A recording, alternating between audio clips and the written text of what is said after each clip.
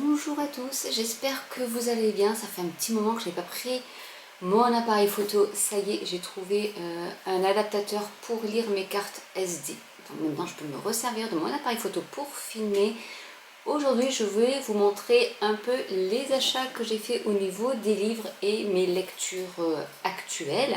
On va commencer par mes lectures actuelles. En ce moment je suis en train de lire toute une saga qui s'appelle Sorcière. Donc là c'est l'intégrale, je vous le montre comme ça, de Kate Tiernan. Donc en fait je l'ai acheté au Québec et je pensais que c'était une américaine et en fait non, c'est une québécoise. Donc il y a des petites expressions québécoises. Dans un livre comme ça il y a 3 tomes et il y a 5 livres, donc il y a 15 tomes. J'ai lu le premier tome.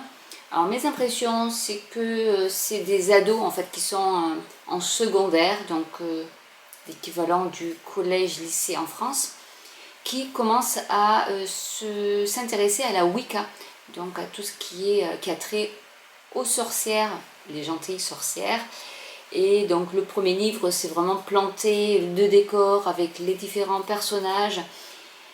Bon, c'est plus, quand je regardais sur Google, c'est plus un livre ado, enfin, ou jeune adulte, donc 13-17 ans.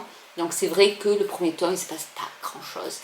Et donc j'ai laissé tomber pour lire sur mon Kindle le deuxième tome de Outlander, qui me plaît beaucoup plus, je l'avoue, en sachant que Amazon m'a envoyé, c'était hier, un mail pour me dire que les Kindle, les tout premiers Kindle avant 2012 ne seraient plus pris en charge par Amazon. Ça veut dire qu'on peut encore lire, mais à partir du 20 mai, je crois, on ne pourra plus télécharger des nouveaux livres dessus, et le mien forcément est des années 2009. Enfin, c'était vraiment mon frère qui me l'avait acheté quand il était aux États-Unis et le Kindle venait juste de sortir. Donc autant dire que le mien, eh bien, il commence à être obsolète. Bon, Amazon est sympa, il m'offre 20% pour m'en acheter un nouveau. Bon, je verrai. Pour l'instant, je vais faire avec le vieux, et puis si je décide de télécharger de nouveaux livres, eh bien je commanderai, je pense, un Kindle. Alors moi je suis pas très, enfin je sais pas que je suis pas très liseuse. La liseuse est vraiment bien parce que quand on voyage et qu'on veut pas s'embarrasser de plusieurs livres, on a une liseuse avec, moi j'ai des milliers de livres dessus. Ça fait que si on veut lire un livre et pas un autre, eh bien on peut toujours changer. Parce que moi j'ai le chic quand je pars quelque part de prendre un livre, et quand j'arrive, c'est pas forcément le livre que j'ai envie de lire, vous voyez. Je sais pas si vous c'est pareil, et c'est vrai que l'avantage de la liseuse c'est déjà que ça prend pas de place, et si on change d'avis pour lire un livre, eh bien on peut changer de livre très facilement. Voilà, bon, donc je vais quand même me forcer, même si j'aime pas me forcer à lire des livres, mais au moins lire celui-là, donc les 3 premiers tomes, parce que peut-être que par la suite ça va un peu avancer dans l'histoire. Mais bon, voilà, c'est vraiment un livre d'ado. Et c'était la même chose quand j'ai lu le livre de l'Avent de Franck Tilliez. Je l'ai fini, mais j'ai pas été enchantée, on va dire, ou je sais pas comment dire, par rapport à ce livre, parce que c'est vrai que c'est plus pour des ados aussi, c'est pareil, c'est un ado qui parle. Et c'est vrai qu'il se passe moins de choses que quand c'est des adultes. Et Franck Tilliez, c'est vrai que j'aime beaucoup ces thrillers, mais version adulte. Ensuite, eh bien, je me suis fait influencer par les influenceuses pour 2 livres. Le premier, c'est qu'on a entendu parler, ils ont même fait l'adaptation, la télé ou dans le cinéma. Ils ont fait l'adaptation au cinéma, c'est le livre de La femme de ménage de Freda McFadden, que tout le monde, ou presque, a lu ou a entendu parler du moins. Là, il est en version poche, donc je dis que ça serait très bien parce que ça coûte cher à force, les livres, même format broché, c'est joli, mais ça coûte cher. Donc là, j'ai pris le format poche, parce que moi, j'ai lu La Prof et j'ai adoré. Donc je me suis dit, même si je sais que c'est souvent le même processus a priori, hein. Dites-moi si c'est pas ça, mais ce sera le deuxième que je lis, donc je vais comparer avec La Prof. Mais ce que j'ai cru comprendre, c'est que c'était toujours un peu ficelé de la même manière, mais malgré tout, c'est vraiment, c'est addictif. Donc, j'ai pas vu le film, je vais lire celui-là, en sachant qu'il y a il y a trois autres, enfin deux autres livres, je crois que c'est sur 3 tomes. Il y a la femme de ménage et puis il y a d'autres choses. Je sais plus, je sais pas si c'est marqué quelque part, mais sinon vous me dites en commentaire. Mais je sais qu'il y a d'autres. Elle a sorti des suites à celui-là, qui a eu un véritable engouement. Ah oui, le secret de la femme de ménage et la femme de ménage voit tout, et la femme de ménage se marie aussi. Donc il y en a 4. Donc à voir. Mais déjà je vais lire celui-là.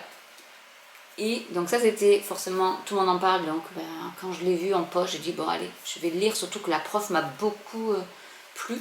Alors j'ai pas commencé par la femme de ménage comme les autres, j'ai commencé par la prof. Donc voilà pour la femme de ménage. Je vous mettrai les liens en barre de description pour les livres si ça vous intéresse. Je me suis fait influencer par ce livre-là, La révolte de la reine de Morgane Moncomble. Alors, je sais pas vous, mais moi j'adore la couverture avec l'intérieur de la jaquette qui est comme ceci. Ça se passe en 1788, donc à l'aube de la Révolution française à Versailles.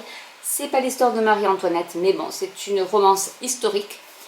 Donc je vais tester en sachant qu'il y a 2 tomes, enfin au moins 2 tomes, parce qu'au moins il y aura une suite puisqu'on est sur le tome 1, c'est écrit tome 1. Donc dites-moi en commentaire si vous l'avez lu et ce que vous en avez pensé. Mais ça va être une de mes prochaines lectures et j'adore quand il y a des choses comme ça dans les livres. Voilà, des petites fioritures, c'est pas écrit trop petit donc ça va aller. Et voilà, des petites écritures, je pense que c'est une petite lettre ici, écrite comme ça, comme si c'était écrit à la main. J'adore. Et en ce moment je suis donc en train de lire le tome 2 de Outlander. Je crois que c'est le Talisman, ça s'appelle, sur mon e-book. Donc comme je vous disais, voilà, je vais les lire parce que j'ai pas envie que, vu que ça va plus être pris en charge par Amazon, j'aimerais, même s'ils disent que non, on peut continuer à lire sur la liseuse.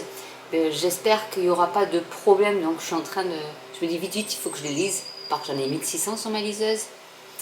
Mais voilà, je voulais faire une petite coupure et vu qu'il y a la dernière saison qui est sortie sur Netflix, je me suis dit ça serait bien que je continue à lire tous les tomes. Donc là je suis au tome 2 et je pense il y en a beaucoup de tomes, je ne sais plus combien il y en a. Donc hier j'ai commencé à lire et c'est vrai que j'ai lu 3 chapitres et je les ai lus très vite. C'est vrai que ça m'avait manqué, mine de rien. Donc voilà, c'est ma prochaine lecture, ça sera au moins le 2e tome de Outlander. Et j'ai aussi réussi à récupérer Je batch cook toute l'année. Alors celui-là je le voulais, pas forcément pour suivre à la lettre le livre, mais pour avoir des idées de recettes. Et ça fait quand même un bon petit livre de cuisine. Donc c'est celui-ci. Donc ça c'est la Bible du batch cooking. Je ne sais pas de qui c'est. Donc c'est 2 heures le week-end pour batch cooker. Et c'est, ah oui, Sandra Thoman, je vous mettrai le lien en barre d'infos. Et il existe aussi Je batch, mais les versions petit déjeuner et goûter. Et ça aussi ça m'intéressait pour avoir des idées un peu de petit déj et de goûter. Parce que c'est vrai que mes enfants ont plutôt l'habitude de manger toujours la même chose et j'aimerais bien un peu varier pour eux. Donc là ça se présente par semaine. Donc après vous pouvez suivre les semaines si vous le voulez. Par exemple là on tombe sur la semaine 10, donc ça se passe comme ça, vous avez tous vos menus de la semaine et ici vous avez la liste des courses. Et ensuite elle montre comment s'organiser le dimanche. Et en plus c'est bien illustré, par exemple, je le mets comme ça, vous voyez vous avez un peu le visuel de tous les plats que vous allez faire dans la semaine. Je trouve ça assez sympa. Et ensuite elle fait les préparations du week-end. Donc c'est vraiment, bon, on prépare la tarte, donc là il y a la rhubarbe. Ensuite, on prépare les tomates, du mac and cheese. Ah, je savais pas qu'on mettait de la tomate dans le mac and cheese, moi. Voilà, donc on lance les premières préparations et cuissons. Après, on découpe et on prépare les ingrédients bruts. Parce que le but du batch cooking, c'est aussi de pouvoir tout préparer. Comme ça, après, le soir, on n'a plus qu'à soit réchauffer, soit à assembler tous nos plats. Et voilà, elle met bien les assemblages à faire en semaine, donc lundi, hop ça, mardi, mercredi. Et elle vous met aussi ce qui peut rester au réfrigérateur tant de jours et après il faut congeler. Et c'est pas mal du tout. Et après vous pouvez piocher un lundi dans une semaine, le mardi dans une autre semaine. Après vous pouvez faire le mix, mais je trouve que ça peut donner des idées de menus en fait. Poulet aux pommes de terre et au citron, ça peut même faire des choses un peu variées. Et vraiment après, avec la liste des courses, là, elle dit que c'est 60 € et c'est pour 4 personnes. Donc une semaine, 4 personnes, 60 €. C'est pas mal, je trouve.